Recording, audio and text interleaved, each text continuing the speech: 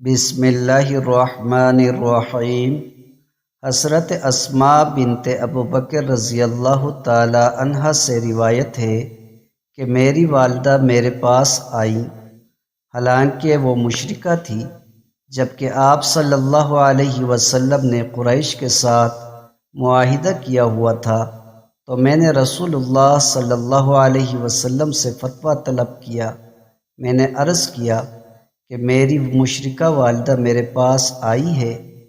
کیا میں اپنی ماں کے ساتھ صلہ رحمی کروں؟ آپ صلی اللہ علیہ وسلم نے فرمایا، اپنی والدہ کے ساتھ حسن سلوک کر۔ حضرت ابو ہریرہ رضی اللہ تعالی عنہ سے روایت ہے کہ رسول اللہ صلی اللہ علیہ وسلم نے ارشاد فرمایا، ہر دن جس میں بندے صبح کرتے ہیں، دو فرشتے اترتے ہیں، ان میں سے ایک کہتا ہے، اے اللہ خرچ کرنے والوں کو اچھا بدلہ عطا فرما،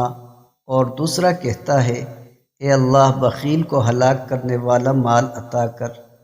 حضرت حارثہ بن وہب رضی اللہ تعالی عنہ سے روایت ہے کہ میں نے رسول اللہ صلی اللہ علیہ وسلم کو فرماتے ہوئے سنا، صدقہ کرو، کیونکہ عنقریب ایسا وقت آنے والا ہے کہ آدمی اپنا صدقہ لے کے چلے گا تو وہ جس کو دے گا وہ کہے گا، اگر تو میرے پاس کل لے آتا تو اس کو قبول کر لیتا، لیکن اس وقت مجھے اس کی حاجت ضرورت نہیں، غرض اسے کوئی نہیں ملے گا جو صدقہ قبول کر لے۔